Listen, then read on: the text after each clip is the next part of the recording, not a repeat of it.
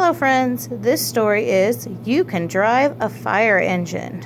Pictures by Carolyn Bracken.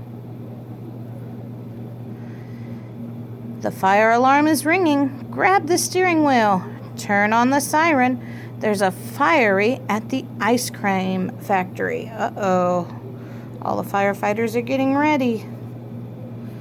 Race down the street, horn honking.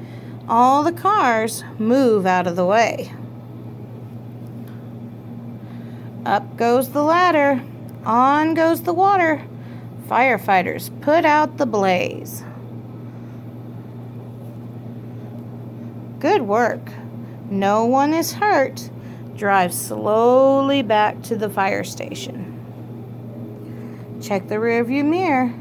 Back up slowly into the firehouse. The station is quiet once again until the next fire alarm rings. The firefighters were very busy, weren't they, friends? I hope you enjoyed our short story. Have a good day. Bye.